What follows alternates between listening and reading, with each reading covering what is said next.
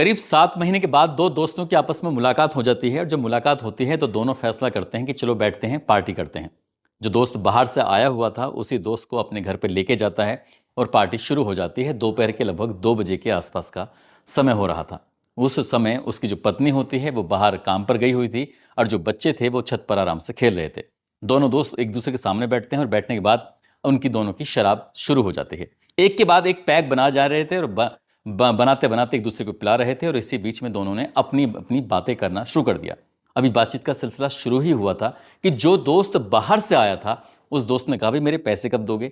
बात पैसे की आती है तभी जिस घर में पार्टी हो रही थी उस दोस्त को इतना गुस्सा आ जाता है। वो कहता है कि मैं पिछले 7 महीने से मैंने तुझे कितना मिस किया, कितना याद किया, तुझे वो बात याद नहीं रही, वो बात तूने पूछी भी नहीं, लेकिन तूने ये जरूर पूछ लिया कि मेरे पैसे कब दोगे।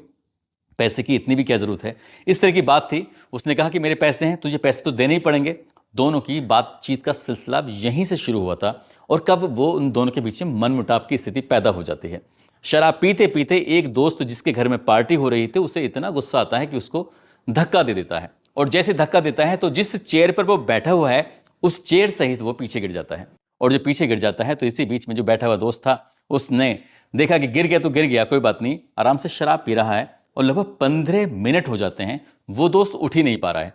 तभी वो खड़ा होता है, कहता है कि चल ठीक है, जो तेरे पैसे हैं मैं दे दूंगा, इतनी भी क्या जल्दी है, इतनी भी क्या नाराजगी है कि तू उठने को तैयार ही नहीं है।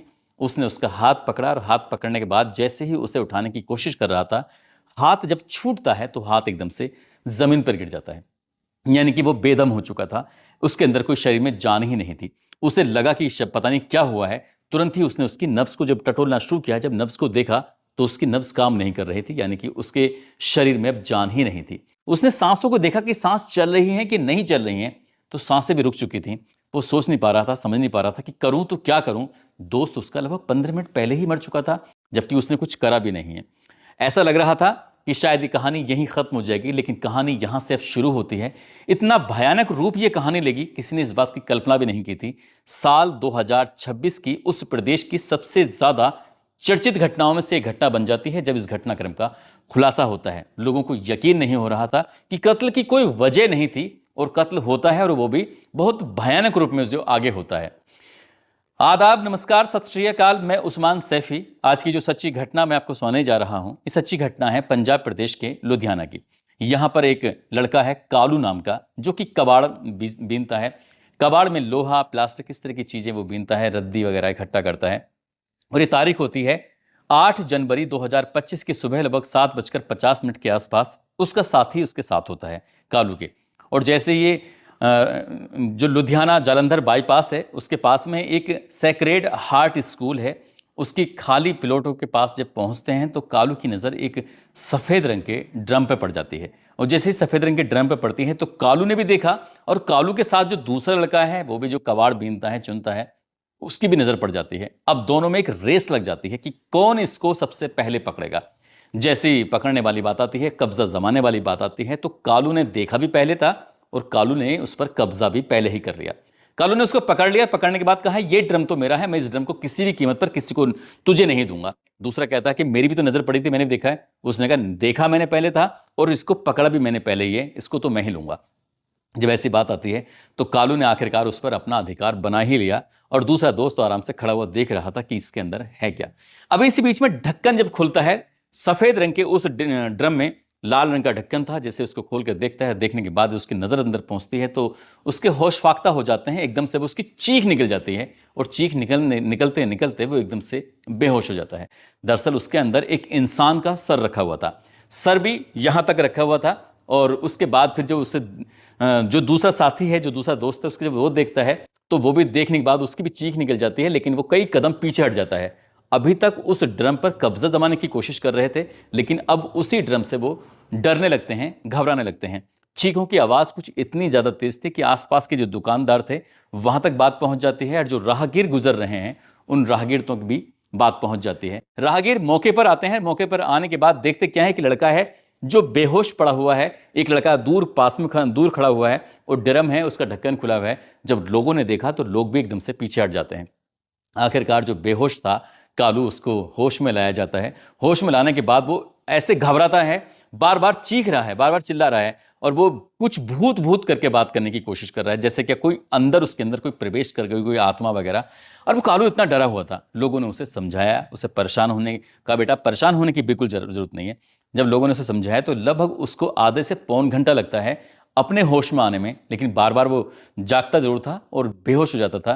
जब उससे पूछा जाता है तो कह रहा है कि वो जो आकृति है ना, वो डिब्बे के अंदर जो थी, ड्रम के अंदर जो थी, वो उसके चेहरे, उसकी आंखों में बस जाती है, बार बार वही दिखाई दे रहा था, जैसे कोई आत्मा उसके अंदर प्रवेश कर गई हो। कुछ इस तरह की बात थी। आखिरकार स्थानीय लोगों ने पुलिस को सूचना दी। पंजाब प्रदेश के लुधियाना का एक सलेम टाबरी एक थाना लगता है, वहां पर सूचना दी जाती है, पुलिस मौके पर पहुंचती है। मौके पर आने के बाद फोरेंसिक टीम आती है, डॉग स्क्वाड आता है, और उसके यहां देखने के बाद किस जो लाश है, लाश का यानी कि भी सर है, सर का थोड़ा सा हिस्सा है जो उसके ड्रम के अंदर है, उसको बाहर निकाला जाता है। बाकी हिस्सा कहाँ है, अब डॉग स्क्वाड की मदद से उसे ढूंढने की कोशिश की जाने लगती है। आसपास जितने भी खाली प्लॉट थे, आसपास जितने भी इलाका है, सब कुछ देखा जाता है। देखने के बाद उस हिस्से को जोड़ने की कोशिश की जा रही थी, लेकिन जोड़ते जोड़ते पता चलता है कि सिर्फ 6 ही हिस्से हाथ लगे हैं। 7वां हिस्सा यानी कि जो हाथ है, वो हाथ ही नहीं लगता है। पुलिस वाले उसे तमाम कोशिशें करते हैं ढूंढने की, लेकिन वो मिल नहीं रहा था। अब पुलिस के लिए यह सबसे बड़ा सवाल था कि लाश किसकी है, हत्या किसने की है, क्यों की है, क्या वजह है। बहुत सारे सवाल थे, ना केवल पुलिस जानना चाहती थी बल्कि आसपास के लोग भी जानना चाहते थे।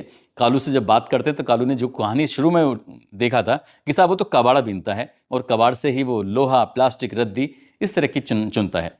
आखिरकार उसका उसमें कोई रोल नहीं था। जब पुलिस ने कोशिश की और ये बात फिर थोड़ी ही देर में सोशल मीडिया पर वायरल होने लगती है, तो ये लुधियाना की ही भारतीय कॉलोनी होती, वहां का रहने वाला एक व्यक्ति जिसका नाम दविंदर सिंह होता है, उम्र जिसकी 30 साल के आसपास होती है, वो कंप्यूटर इंजीनियर होता है।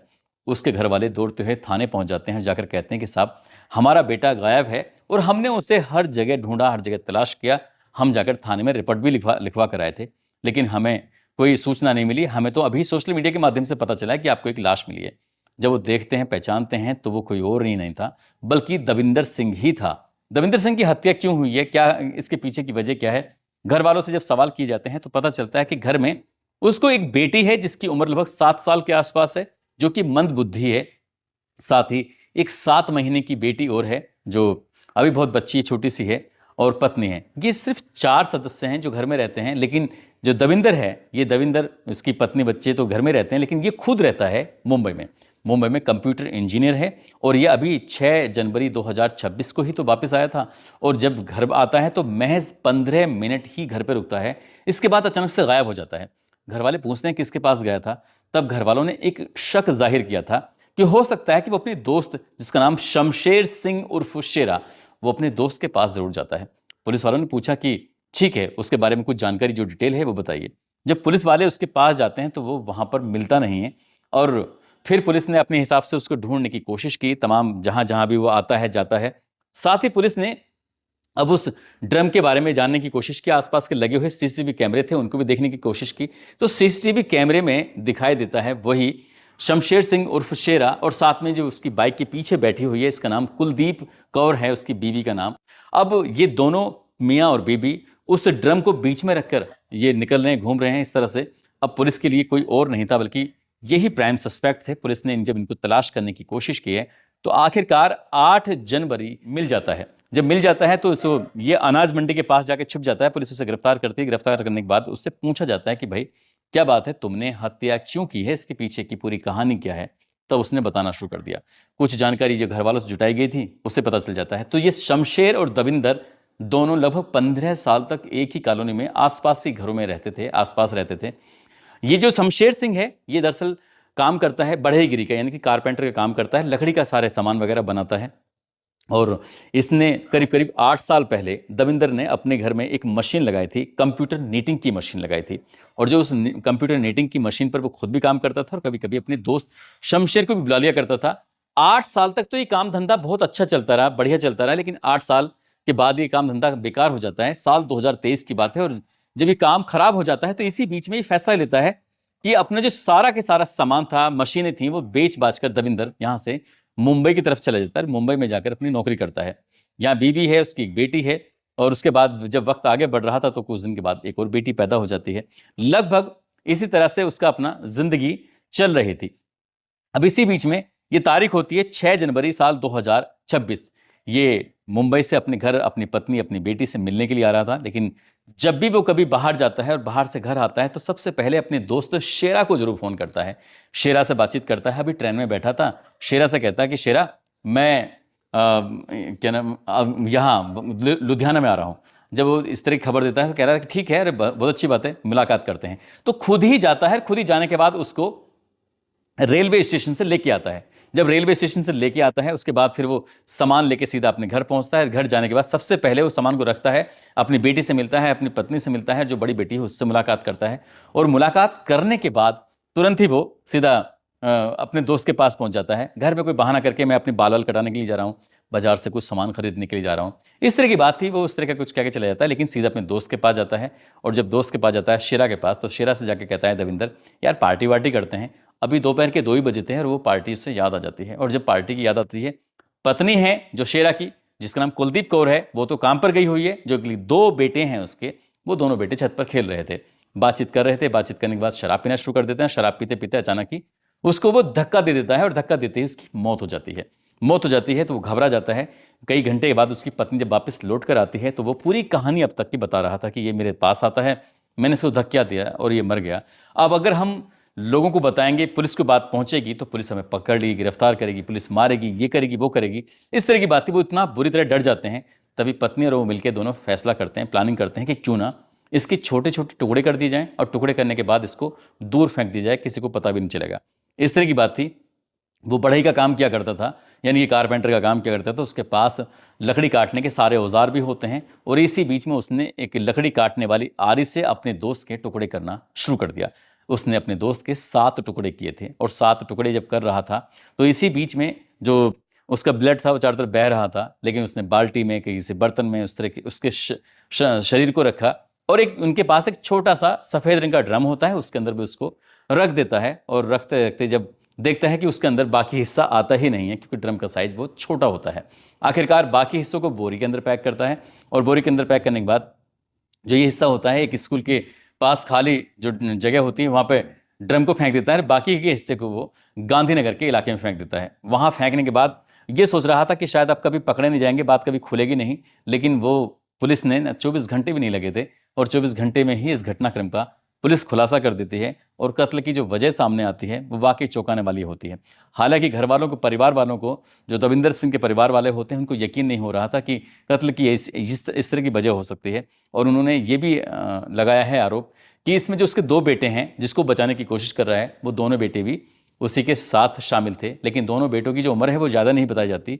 लेकिन बाकी वो दोनों तो जेल चले जाते हैं और इधर इसकी मौत हो जाती है। इधर तो इसके शेरा के जो बच्चे हैं उनकी परवरिश कैसे होगी, साथ ही इधर दविंदर सिंह की जो 2 बेटियां हैं और पत्नी हैं, उनकी आगे की ज़िंदगी कैसे कटेगी, ये अंदाज़ा लगाया जा सकता है कि क्या बात थी। छोटी सी बात इतनी बड़ी बात का रूप ले सकती है कि पूरे प्रदेश भर में इस घटना को लेकर चर्चाएं शुरू हो जाती हैं। दोस्तों, इस पूरे घटनाक्रम को सुनाने का उद्देश्य किसी को परेशान करना नहीं है, किसी का दिल दुखाना नहीं है, बल्कि आपको जागरूक करना है, आपको सचेत करना है।